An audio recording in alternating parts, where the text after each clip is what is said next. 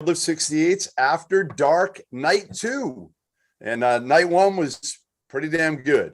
I don't know if we can top it, guys, but Night 1 had Rob Doster, which, listen, that's nothing great, I know. But we had Sean and Archie Miller and John Fana, and they absolutely crushed it last night.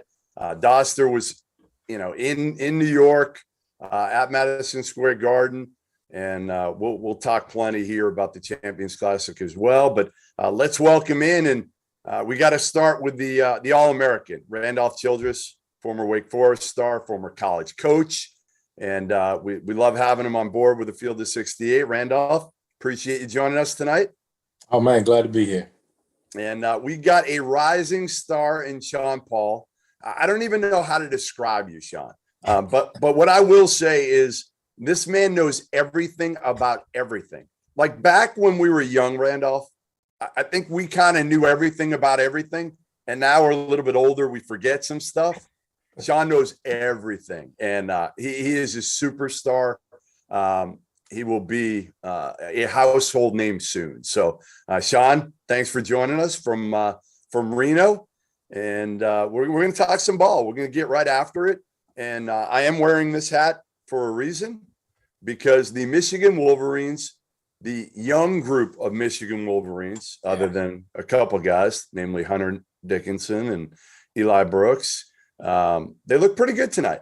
Listen, it looked like they were going to pull away and smack Buffalo, and Buffalo is really good. Probably going to win the MAC this year. And then all of a sudden they kind of took their foot off the gas, and Buffalo got hot too. The Bulls got hot and came back. But let's start, Randolph, with your initial impressions of maybe the new Hunter Dickinson, because he looks a little bit more mobile. Right. He wasn't, listen, there was a chance he was going to go to the NBA last year, but let's face it, he knew he wasn't going to be drafted in the first round. He was probably not going to be drafted in the 30s or maybe even the 40s. So he made the right decision to come back. What did you think of him tonight? I thought he was great. I mean, he finished up with 27 and 7. Everyone's playing him for that lefty jump hook, and then now he's spinning back to his right, finishing. I think the most underrated skill set he has is ability to pass. I mean, now he's punishing double teams. You bring help. He's kicking it open to three-point shooters. He's finding cutters. So he's going to be tough to defend all year with his ability to pass the ball, and he can step out and make some perimeter shots as well. Yeah, I mean, I think he's a guy, too, that's moving a little bit better, right? I mean, you could tell his body, his conditioning. Last year as a freshman, he was kind of thrust into it. And I feel like a lot of those freshmen, he didn't have that summer to work on his body. Right. He didn't have that summer to work with Juwan Howard. So that's what, to me, blew me away, was a freshman big like that. And we know generally those bigs come along a little bit slower. Well, you know what? Hunter did not come along slower last year. He was terrific. So I can't wait to see the next jump for him from his freshman to his sophomore year. But listen, the thing that I was intrigued about the most, Sean, all these freshmen, Juwan Howard's put together an incredible class. Caleb Houston leading the way, but I think it's 4 top 50 guys. And, to me, they didn't really disappoint tonight. They weren't dominant, but you kind of saw it in glimpses with each one of them. They kind of had their moments, and especially Caleb Houston. But what do you think of the youngins in Ann Arbor? Yeah, Caleb Houston hit the dagger there at the three-pointer to put him back up 14. That was just the final nail in the coffin. And that's the kind of guy he is. He's probably not going to average 15 a game. He's going to be an 11 or 12 point per game guy, but he can defend. He's versatile on the defensive end, and he's going to hit threes. That's what he does. He's going to be a really good piece, especially on the perimeter. But the biggest one for me, he's a sophomore, but Terrence Williams was awesome today. He had 15 points, 7 rebounds, hit 2 threes. And like last year, he was even really bad from the free throw line. You could tell he improved his game, his shooting, his free throw shooting, and that 3-point shooting. When he took those threes, I'm like, I don't know if that's a good shot, but he was making them and it looked good coming out of the hand. If he's going to play like that, he's going to wind up being a really valuable piece for this Michigan team, because you're kind of thinking at the 4, it's going to be Brandon Johns, Musa Diabite occasionally. He's going to take some time to really get going, though. But if that's Terrence Williams, if he's going to play like that every night, you have to give him minutes. Yeah. Well, he made a huge play on the offensive end, made a 3, but on the defensive end, I thought was the play of the game. Yeah, the play of the game down the stretch when I mean, listen, Buffalo put some heat on them. They did. And for a moment there, it looked like, all right, if they could get it down to a one possession game and put some real game pressure on them. Randolph, you've been on it as a player, as a coach. You know, when you're in that type of situation, does it take, because Michigan had control, nobody really thought the game was completely in doubt. Does it take you getting them to whereas it's a one possession game and then maybe it starts to get in the head of a lot of these young guys, and even, you know, transfer Devontae Jones, you know, he's never played in a game like that. He's played at Coastal Carolina. Everybody's adjusting. Think about Hunter and those guys last year because we didn't have fans. Right. So everything was different. These young guys are riding off emotions, you know. So I think that, you know, everyone picked their moments. They came together. They all had their moments. I thought one thing that was indicative about Terrence tonight, he stepped up and guarded. He tried to take the assignment when they needed it. And he's physical enough that he's going to be able to play if they need to go small ball. And for him to play the 4, he'll do that for him. I think as well as anyone on their roster, stretch the floor out.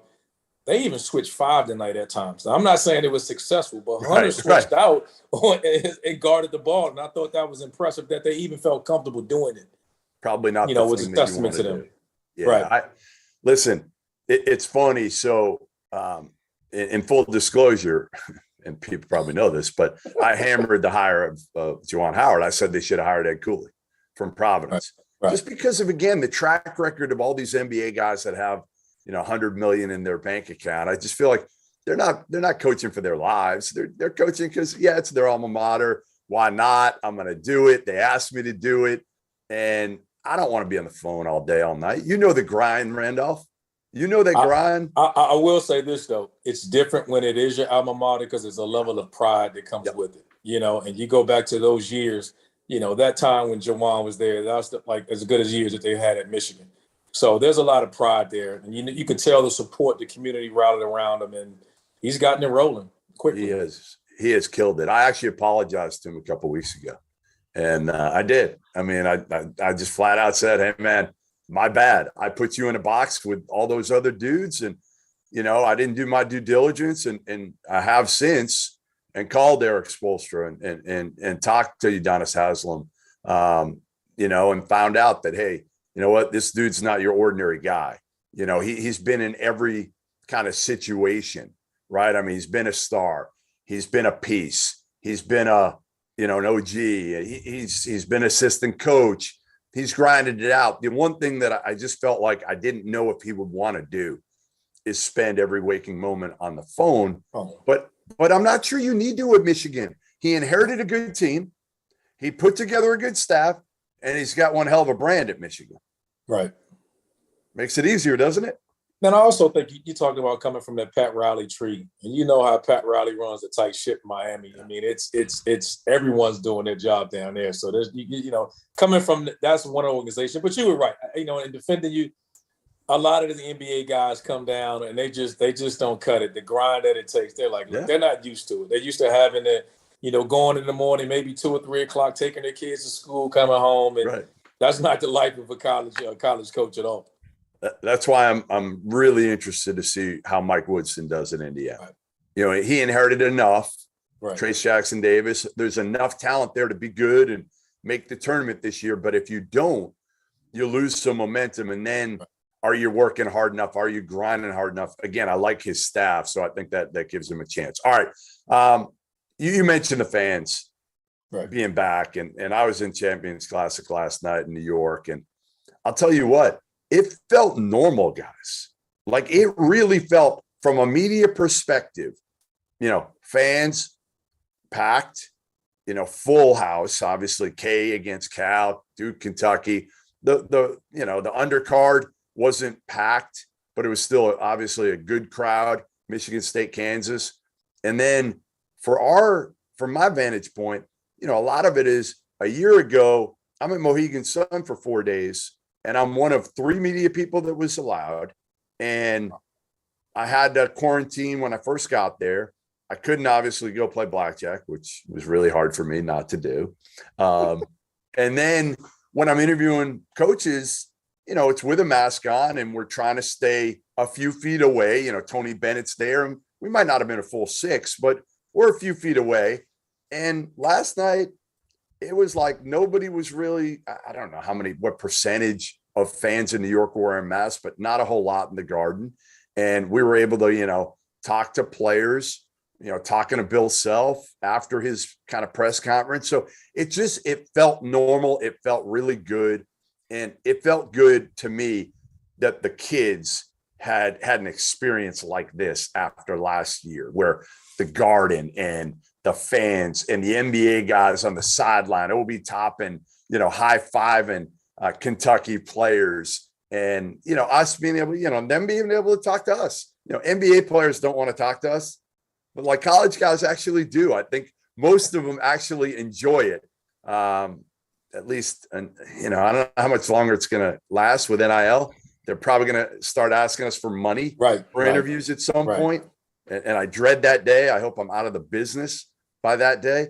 But all right, let's get to the most impressive thing that we saw last night at the Champions Classic was what, Sean? I think you got to say the Duke freshman. I think that's the answer everybody would give. But I mean, everyone knew that Paolo would be awesome, but man, he is just so good. He could hit pull-up jumpers. He can drive you back to the basket. He can defend. He does everything you'd want. We don't see guys that are built like 6'10", 250 do the kind of things he can do every day. I mean, Tyler Hansbrough was like 6'8", 240. He wasn't doing any of that stuff. No, he was awesome, but he wasn't doing that. He was doing this. That's all he was doing. Yeah, he wasn't making pull-up jumpers from 17 feet. And then Trevor Keels, I mean, he kind of stole the show too. I don't think anybody expected him to drop 25 points like that. He can hit a jumper, and he's really quick getting to the basket. He's strong. When he was matched up with Severe Wheeler, that's such a big mismatch because Keels is a big dude and Wheeler's pretty small. So when those two got matched up on each other, that's a big-time mismatch for Kentucky. Randolph, I assume you're probably going to duplicate what Sean said there. I won't. I'll go somewhere else with my answer, but what do you got? I'm going to go with Oscar Shelby. 17 and 19, how do you go? 12 offensive rebounds. That's hard to do. A team doesn't get 12 offensive rebounds, right? He got 12 offensive rebounds on that. And then to piggyback off of Duke, I thought Wendell Moore was great. I thought he was an unsung hero for them. I mean, the two freshmen scored. They scored at a high clip, and they were unreal. But I thought Wendell Moore he stables them. I think he defends at a high level. He is a ball handler, decision maker. He crashes the glass. He does it all. I think he's the key and the glue to that team. Yeah, and you mentioned Oscar Tshiebwe, who he is a physical force, but honestly, he didn't look that big out there because Duke is so big with Mark Williams and Paolo up front that you're looking at Oscar, and usually he's a man-child, and it didn't look that way, although he was so active, and that's what he does. My biggest issue with Kentucky is, and it's funny, somebody said it before the blue-white game. I was down in Lexington, Kentucky a few weeks ago, and they said it beforehand at the media day about, who they have backing them up. And I was like, really? And then you see it now and you're like, Damian Collins played 2 minutes. He's 6'9", 200 pounds. He could not have played in that game. No. So who else do you have if Tshiebwe needs a breather, gets hurt, God forbid, gets in foul trouble? Who do you have against big physical teams? Now, again, Damian Collins might be fine against Georgia, but against good teams, that's going to be really, really difficult. They don't have a lot of depth. They don't have much behind them. So I think, that's going to be something that's going to be interesting to watch. Listen, I'll go a different route. I would go Trevor Keels in a heartbeat because I didn't even know much about this kid. And really? he was like Mitch Richmond out there. Like that's what he looked like out there physically. Now he actually had more feel. And Randolph, Mitch Richmond very well in his game, right? Mitch was just a power. He was like, to me, from our era, he was like the definition, the poster boy for like a power guard. He just had that big, strong body. But what Keels had, I thought, was a little bit more feel for the game than I thought. When I looked at him, I was like, all right, he's just going to play bully ball. But I actually thought he made some really good plays with the ball in his hands, not for himself, not just bullying his way to the basket and finishing through contact, but honestly for his teammates. Like I thought he could play some like combo guard. He's not a point, but he can make plays for others. Were you thinking that way too, Randolph? I might have been one of his early high major offers Really? recruiting him in high school. He and Jeremy Roach were high school teammates. Yeah, So that's right. they played with the ball and without the ball. So it was one, just like it is now. He could take it, bring it up.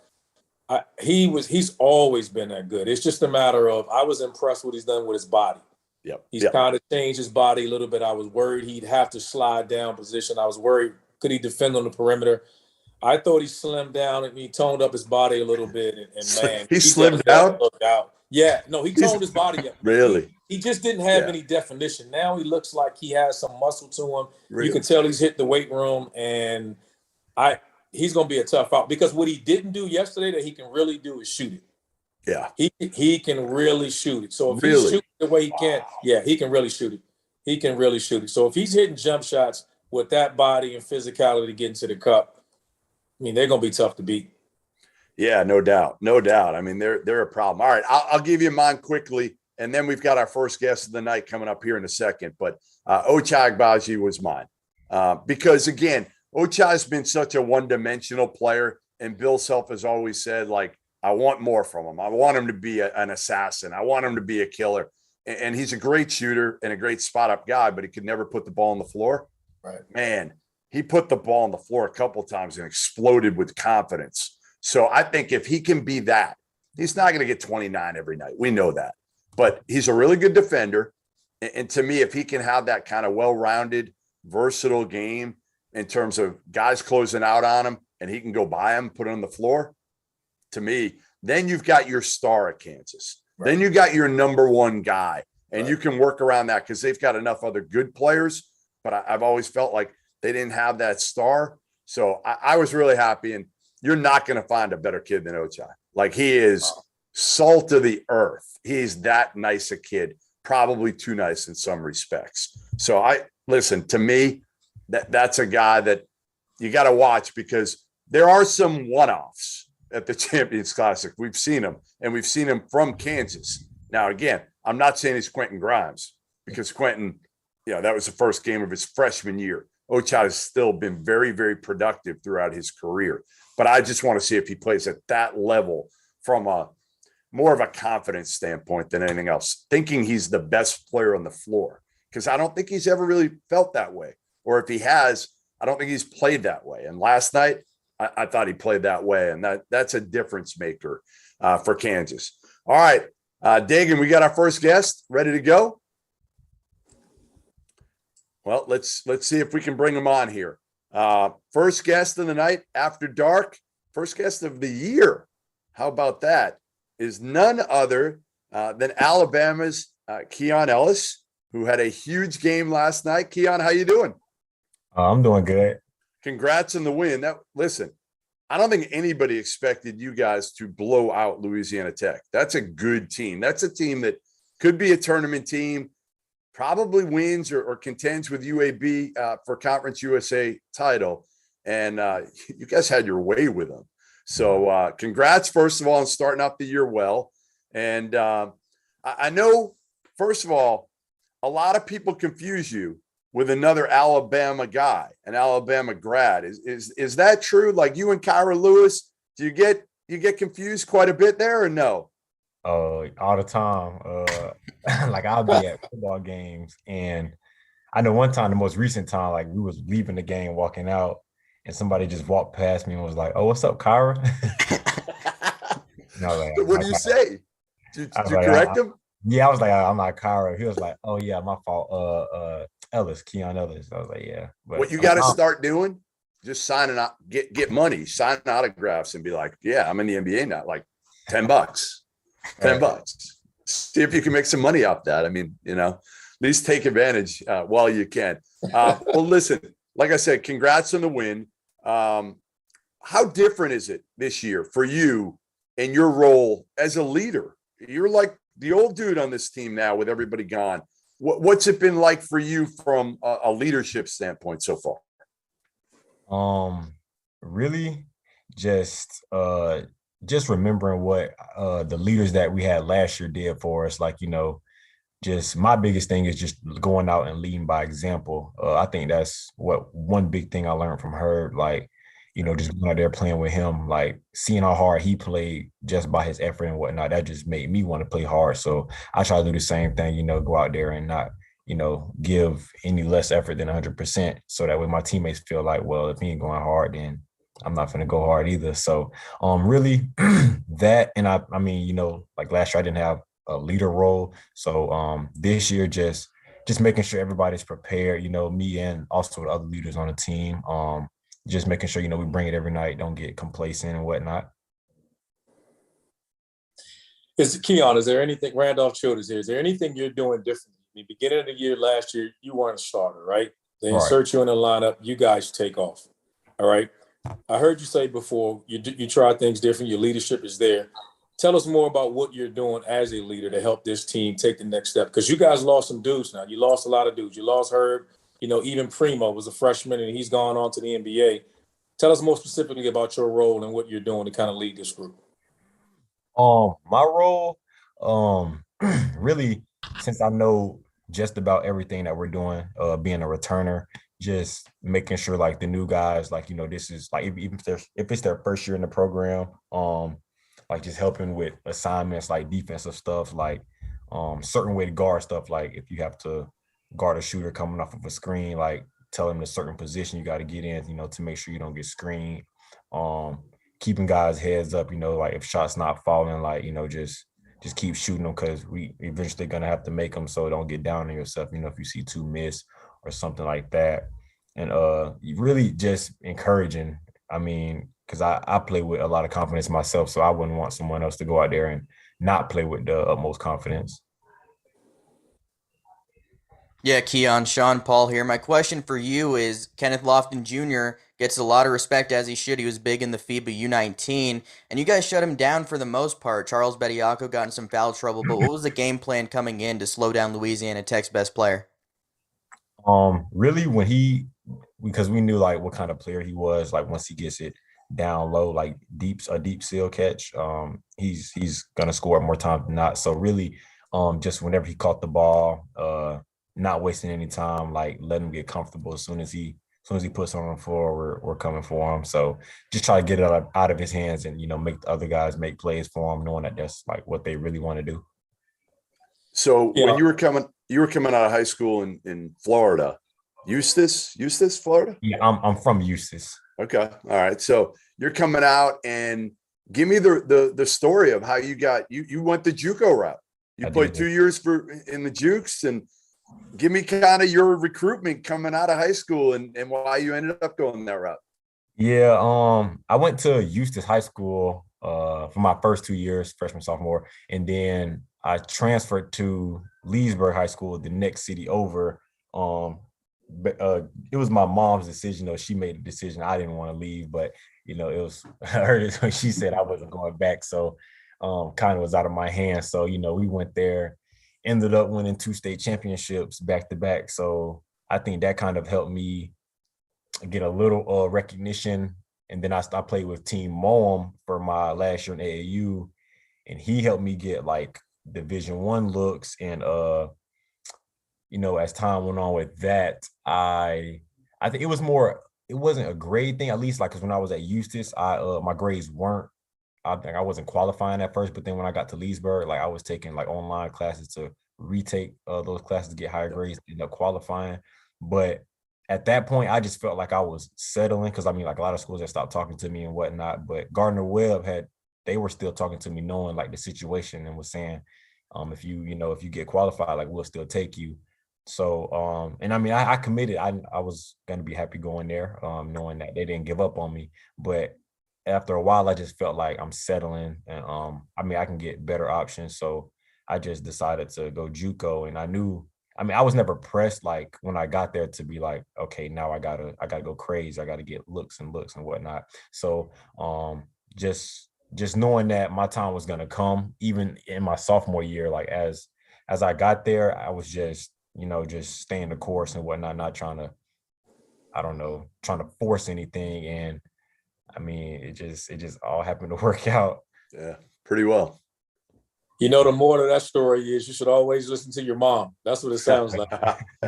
It worked. That's right. Keon, how have you guys made the adjustment, right? From a standpoint of you guys have, you're the defending regular season champion. You're the defending conference champion, tournament champion, right? Now you guys are 100. All right. What's the message from the coaching staff, and how are you to help delivering that message to your staff? What's the message coming from the staff? I think this the same message that's coming from the players as well. Just like knowing like this not last year, like, and we all know that last year everybody's probably feeling like like we got a cheap one on them, like everyone wasn't at their best and whatnot. So Right. they're all coming out, and I know people are expecting us to. Some people are expecting us, do the same thing. Some people are expecting us to, drop back down. But I mean, we know like teams are coming for us. So really just, I mean, like I said, can't get complacent, got to stay hungry. And that was one of our team values when we had a retreat over the summer. That was one of them, just staying hungry, knowing that like once we get into not tournament play, SEC play, like every game we're going to get every team's best from what we did last year. So we just got to bring it every night. Yeah, Keon, one more from me. So at Florida Southwestern, you would have played with Berg Jean Louis, right, at Iona. So you guys played Iona in the NCAA tournament last year. Yeah. Was there a little trash talk between you guys going into that game? Nah, not going into the game. He just, I mean, 'cause we don't really talk too much trash, but I mean, it was more of a cool thing. Like just, I told him we was gonna win, and he was just like, because we were talking in the group chat with our FSW group chat, and it was like, yeah, Alabama gonna kill y'all, and then he was just like, I don't know, but I mean, they made it a good game though, so I'm looking forward to playing them again this year too, though. So we'll see about that. That's right, yeah. So, Keon, tell me why this team can be as good, if not better, or more successful than last year's team. I mean, most people are thinking, man, they lose Herb, they lose Petty, they lose Primo. Like you said, they're going to take a step back. They're going to have to. But listen, by the looks of things on opening night, maybe that's not the case. I mean, maybe you guys can repeat and go even further in the NCAA tournament. But why? What's going to be the key for that? I think just everyone just has to, take that next step in their game. Like just step up to the plate. Like, I mean, those guys did what they had to do, and they're on the better places. So now, I mean, like for example, me, like last year, I mean, I was playing like more of a support role. I didn't have to do anything crazy night in, night out. But I mean, now that John Petty's gone, Primo's gone, now I'm having to step up. So I think just needing that from all of our players, like knowing that we're going to need more from everybody. Yeah, they always say too, I'm sure you've heard this, for JUCO guys, kind of takes a year.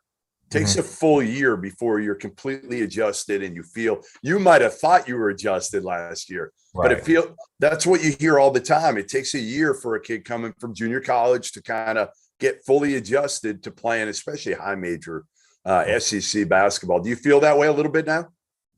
I definitely feel all the way adjusted now. I know at least, I can't put like a date on it or anything from last year, but I know like when we got to SEC tournament last year, for sure I was definitely adjusted. Like nothing was, catching me off guard or moment was too big for me. So, I mean, but I definitely see what you're saying, though. I mean, I thought I was at the beginning of last year, and I got a wake up call. But I mean, like you said, though, it just takes time. Hey, describe your freshman teammate J.D. Davison's athleticism. I've never seen anything like it before. I mean, he'll be complaining like, "Oh, my legs hurt, my back hurt, whatever," and then you see him come down the lane and try to dunk on whoever's down there. So he can just turn it on like that. Like his bounce is crazy. I've never seen anything like it. Yeah, he's like SportsCenter top 10 like every single game if he wants to be. I mean, it is absolutely insane. All right, Keon, Ellis, listen, we appreciate you joining us. Hopefully we'll have you back on later this year, because what I didn't ask you and what I do want is some good Nate Oates dirt in terms of some good stories. So we'll get to that in round 2 when we bring you back on. But thanks for coming on. Good luck this season, and we'll see you soon. Yes, sir. Appreciate it. All right, there you have it. Alabama's Keon Ellis, terrific player. breakout guy, already started strong last night. I think he finished with 18-9 and a huge win and a blowout win over a really good Louisiana Tech team. All right, so let's get back to champions for a little bit longer. We didn't talk enough about Paulo. Like, come on, we could devote an hour to this dude. That's Right. how good he is. That's how impressive he is. And again, you're talking about the first game of his career living up to the hype. And there was a lot of hype, between him and Chet. Chet Holmgren out there on the West Coast of Gonzaga, who had a huge game last night against Dixie, right? Wasn't Dixie State? Dixie State. Dixie State. Yeah. So Not quite Kentucky, but That's right. Exactly. We'll temper those numbers, but I will be out there on Saturday night to see Chet play somebody good in the Texas Longhorns. So that's going to be a great game. But all right. So Randolph, give me a breakdown of Paulo, because I can't say enough good things about this dude. I say Chris Webber. I've said Chris Webber for a few years. He's even bigger than Chris Webber was at the same stage, but I think that's the one that and I've told Paulo that, and I don't think he really, these kids, they don't know Chris Webber. He has no idea how good Chris Webber was. Exactly. Yeah, I've never He has seen him no play. idea. I've never seen him play live. So Yeah, he should just know he's a Hall of Famer. That would be the only thing he needs to know about That's him. right. I would agree with that, but just say he shoots it better. Yes. Like he shoots it better, and being in this league and watching that position with Duke and watching Ingram, watching Winslow, watching Bagley. Yeah. He's the top of the list, and he's right there. He's the best that K has had in a decade.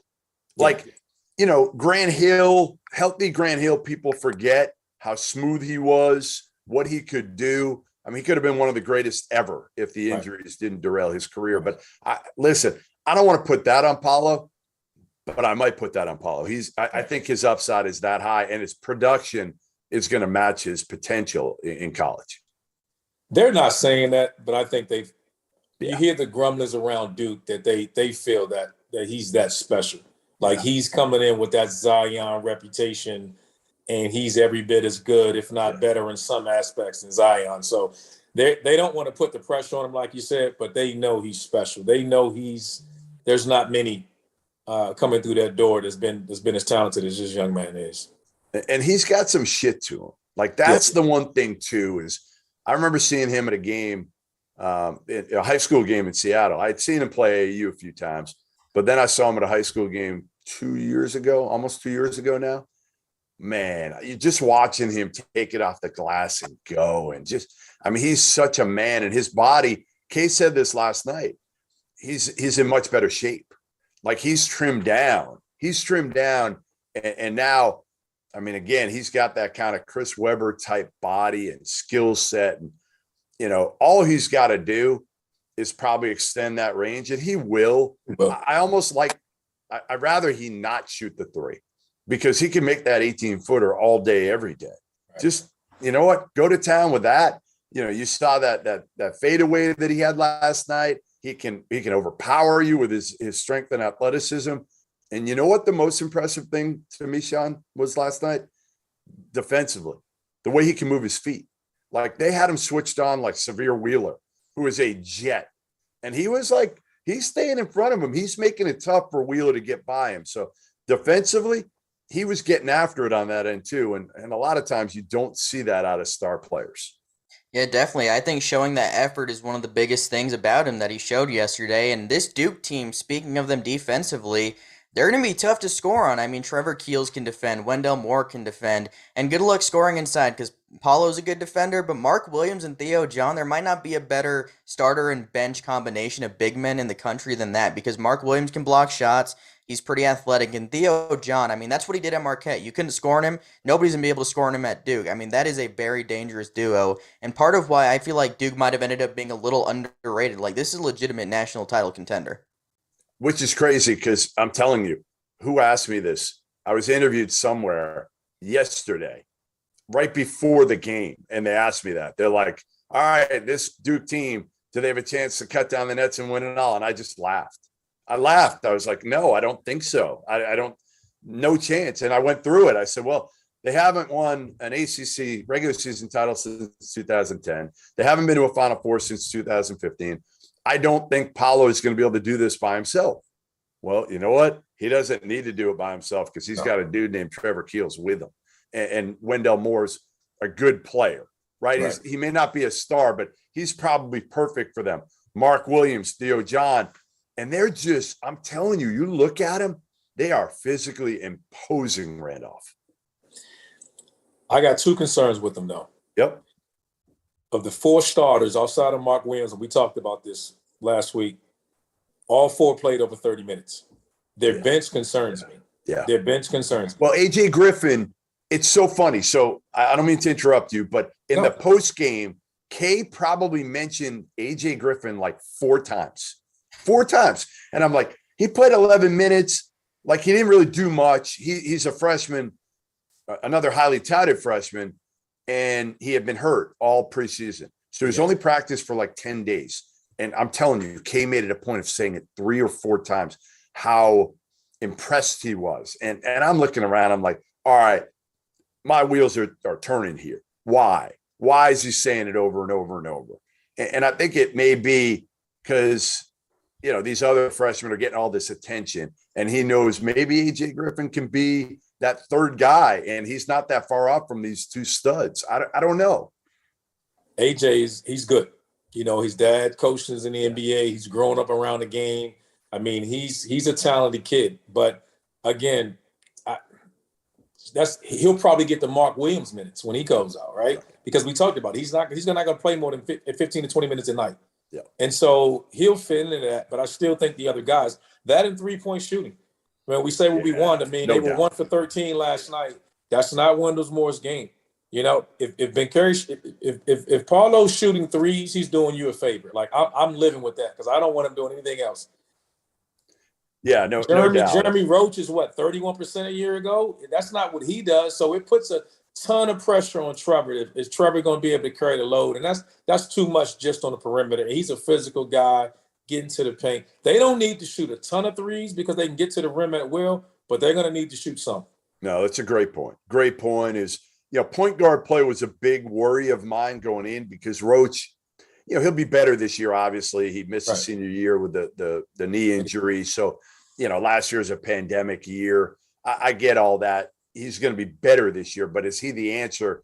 And can he be now I just feel like, okay, you can play Roach with Keels and it takes some of the pressure off Jeremy Roach, right? Keels can, again, he's just a playmaking guard. That's what he is. Call him whatever you want, but he's a playmaking guard. Paolo can make some plays off the bounce too. So it's not so important you have a setup point guard, but you're right. If you don't have perimeter shooting, I don't care how good you are, you're going to have that one night in the NCAA tournament where you're going to shoot like you did last night, 1 for 13, whatever it was.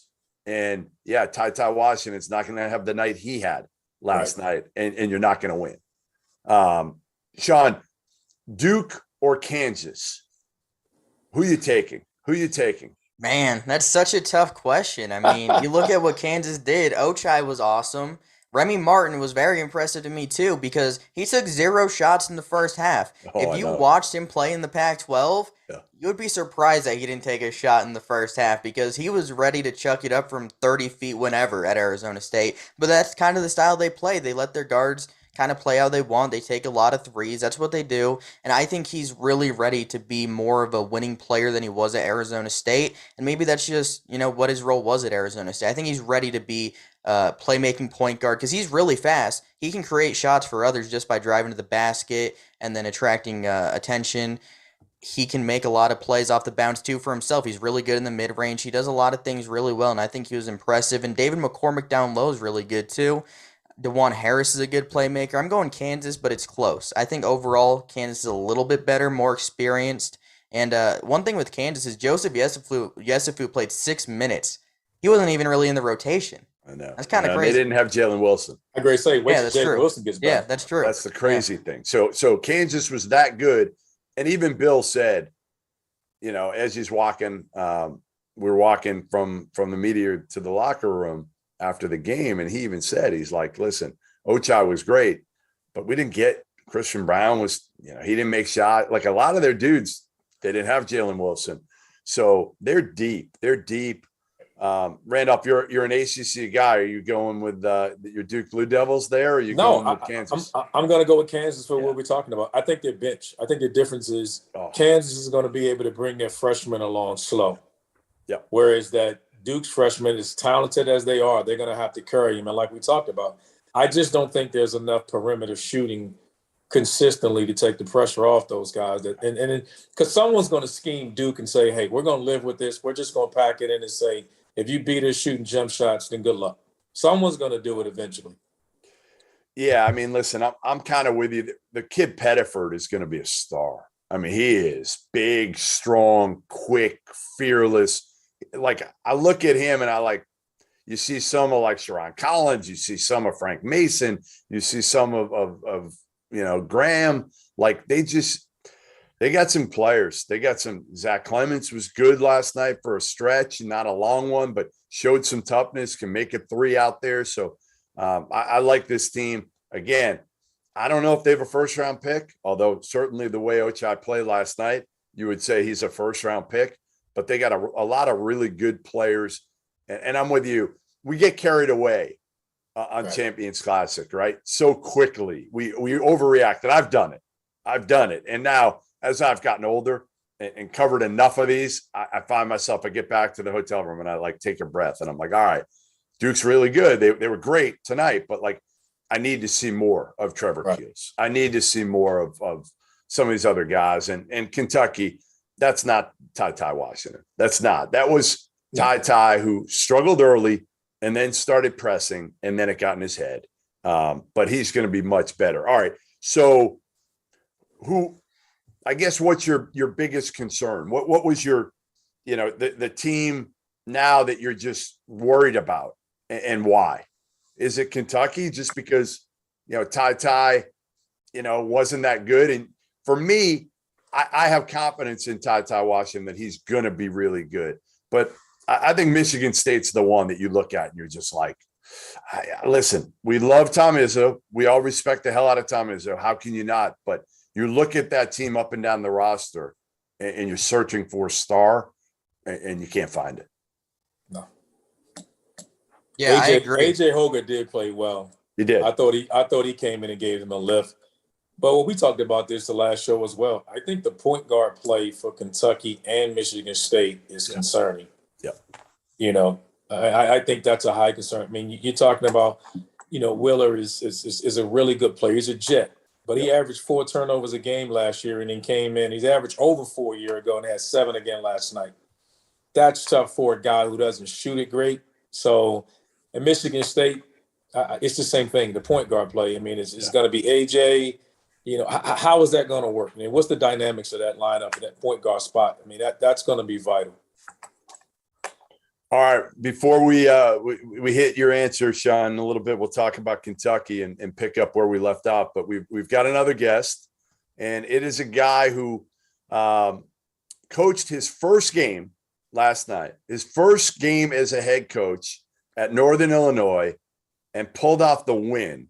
And he pulled off, it's just not like an ordinary win. I mean, this is a by-game win in Seattle against a Pac-12 team.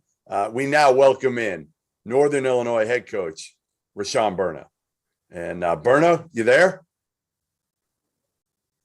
All right, we'll try to pull him in now, and hopefully get to ask him a couple questions and see how Burno's doing. I think he's on the road, so still on one of those road trips of trying to get as much money as they can for the program. Right? You play as many bye games as you can this time of year. And for those that don't know what a bye game is, it's basically you're a sacrificial lamb to try to make as much money as you can. And it's going to be, somewhere in the neighborhood. I don't know what it is this year. Last year it came down to like 65 to 85. Yeah. But normally, what is it, Randolph? Somewhere in the 80 to 100. Yeah. It's about 85 usually, depending on, most of the time the others that come with hotels and meals or whatever, you kind of negotiate all that. Yeah, it's listen, normally you're doing it for the money. But if you can get a win, it's like the greatest thing ever. And I think Berno's trying to make sure his Wi-Fi, I hope they put him up somewhere. I think they're in Bloomington at Indiana. So, you think they put him up at a courtyard, something nice there, and they got good Wi-Fi, but maybe they threw him at the Holiday Inn Express. I don't know where they threw him. Them Hoosier fans might have did something to him too. They might have cut the Wi-Fi or something. They might have. Look at him. Got some Look at him. He's running fans. around his hotel room right now, trying to find out a good spot. There he is. Berno, can you hear us? Berno. What's up, brother? How are you? Congrats. Oh, thank you. We were saying, you were having trouble hooking up your Wi-Fi there. Did they put you at the Holiday Inn Express or the Courtyard? We're at the Spring Hill Suites. Spring Hill Suites. All right, that's not bad. That's okay. A little bit Congrats different. on the win last night. So your first game, you're coaching, and I said, basically you're a sacrificial lamb, right? I mean, you are. You go in. I don't know how much money you made, 85, 90, whatever it is, but you're in there, you're coaching against Washington, the Pac-12, and you're just hoping probably to keep it within, I don't know, single digits.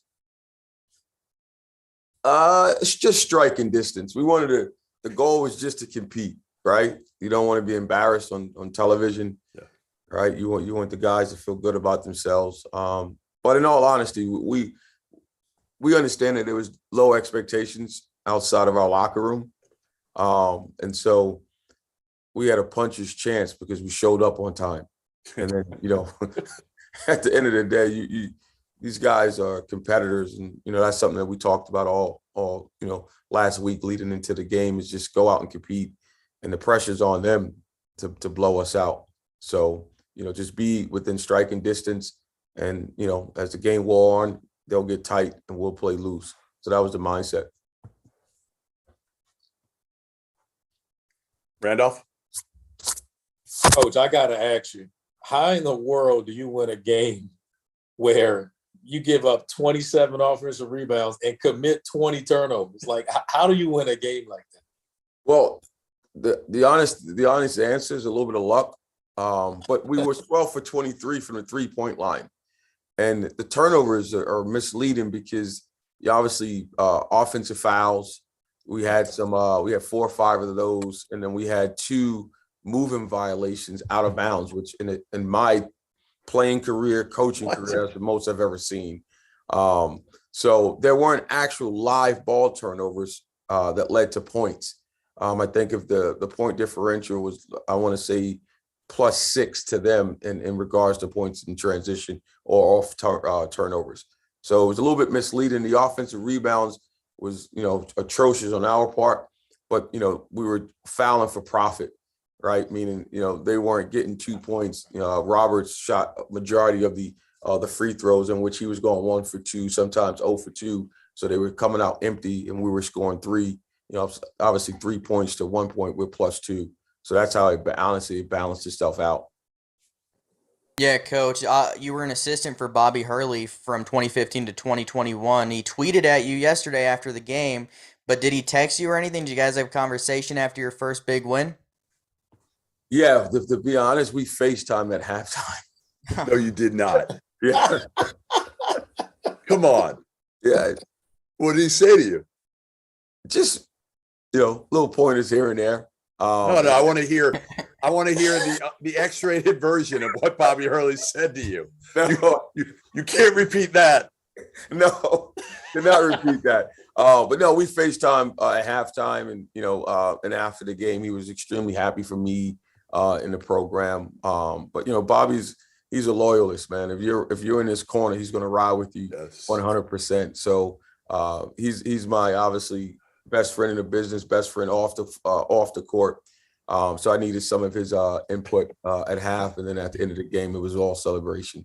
Yeah, you got to be careful with Bobby. I remember once. You remember the time when I was on Sports Center and I took a shot at Arizona State? It was like guys. It was like year 1 or 2. It was 2. And I was on with Matt Barry, an Arizona State grad, and I'm an Arizona guy.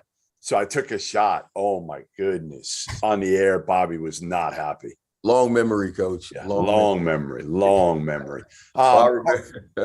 So now you get Washington, and now you're rewarded with another one. You go to Bloomington, and you got to play Mike Woodson and the Indiana Hoosiers on Friday.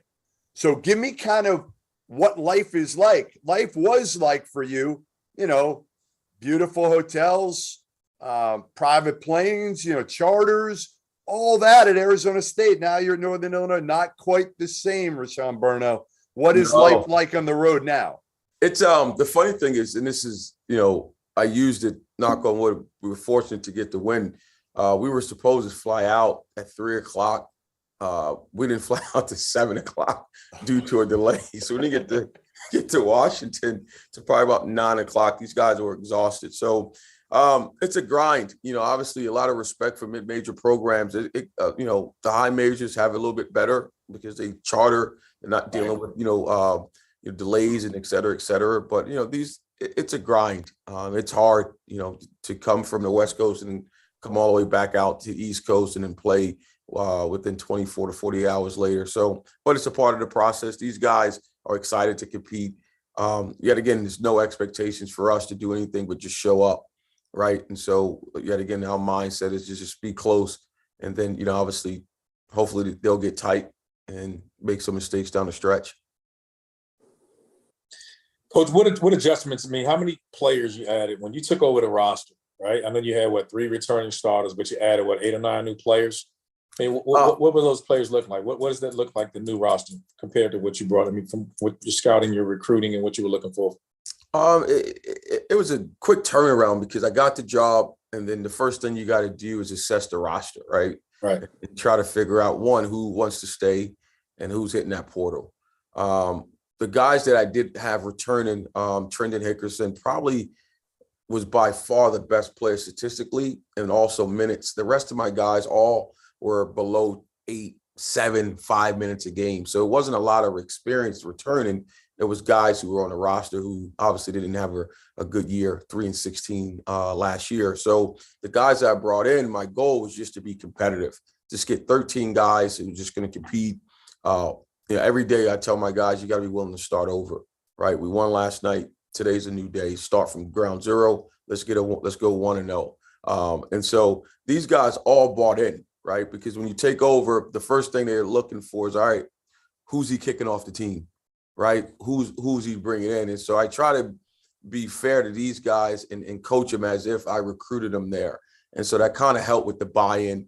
We had a brutal summer. We got up at 5 every morning. Throughout the summer, we worked our tail off. They were committed to it. And so this is rewarding because now it gives me a little bit more credibility, because now it's just not just a pie in the sky selling them on a dream. We can win games. When you go out and actually do it, these guys have a belief they'll believe a little bit longer and harder than before. And it's like, man, coach just wants us to play hard because he wants us to play hard. No, we have opportunity to win games now. So it's pretty refreshing to see these guys the next day and just their mindset and how when winning and what it does to their own confidence. So it's been pretty unique 24 hours for these guys. Yeah, and you mentioned the missed foul shots by Washington. They shot under 60% from the foul line. When you saw them starting to miss those, was that strategic to get them to the line a little bit more? Or was it just like, if you're going to foul them, it's not the end of the world? Or what was it like? It was a combination of both. I wanted to, especially with Roberts, we wanted to tie, make him make shots.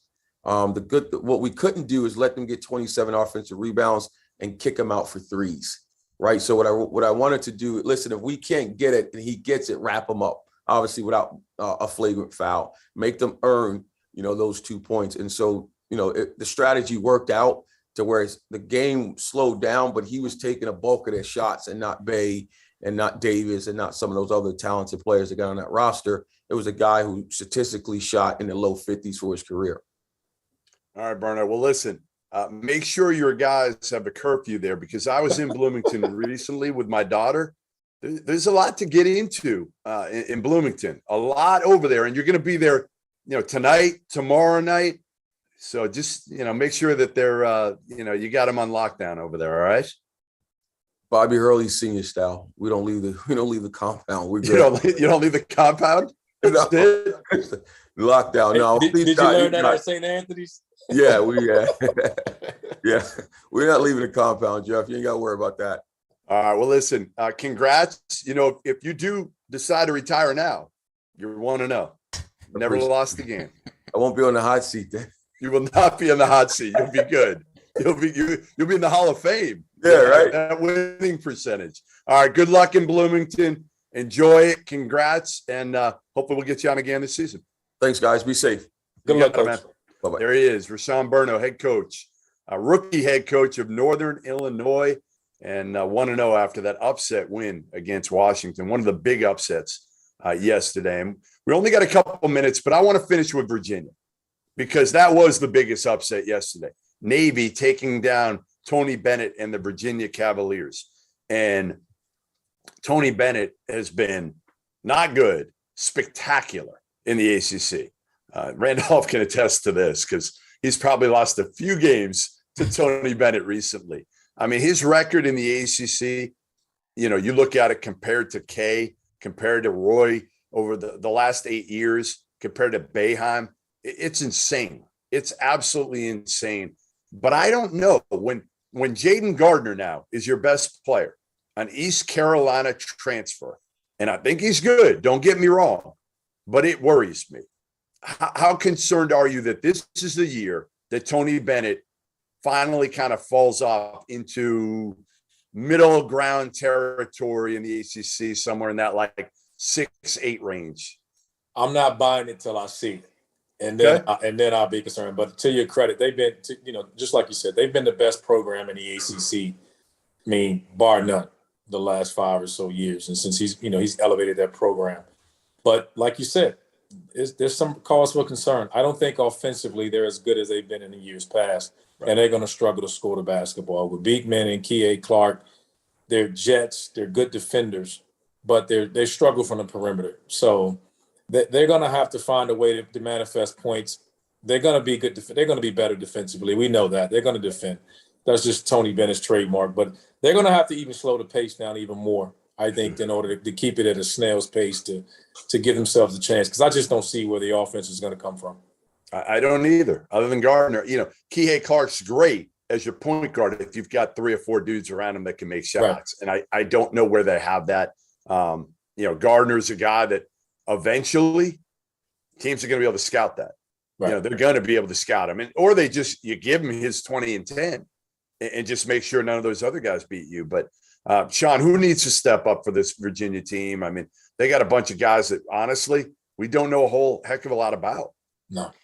I think you have to look at the 2 international freshmen coming in, Tane Murray, who is regarded as a really good shooter coming out of New Zealand, and Igor Milicic. Typically, Tony Bennett doesn't play freshmen a lot of minutes, but this is one of his least talented rosters in a long time, so you're going to have to adjust probably. Like, I still think they're a tournament team because of how good Tony Bennett is, but the shooting was a big concern for me coming into the season. You have Armand Franklin coming in from Indiana, but look at what you lost. You lost your 4 best shooters. Trey Murphy's playing with the Pelicans. He's a first-round pick. Sam Hauser's with the Celtics. Jay Huff's with the Lakers. And Tomas Woldetense is playing overseas. Those were 4 guys that shot 40% from deep last season. Those are gone. And you didn't replace them with shooters, really, besides Franklin. Jaden Gardner's not a shooter. He never really shot the ball much at East Carolina. They didn't win a whole lot. I think he's a good player. But you're going to let those guys shoot threes. Keon Clark, he's a fine shooter, but that's not his game. Reese Beekman only shot 24% from deep last year. I just don't know where you go to get the shooting. I think it's going to have to be a guy like Tane Murray, maybe Cody Statman, who played a little bit of minutes, but he's never played a huge role. But one thing for me was they turned the ball over 14 times. When you play the pace they do, you cannot turn the ball over 14 times and expect to win that game. Yeah, and again, when you have Keon Clark, you don't expect to turn the ball over 14 times. I mean, 5 of them came from Gardner.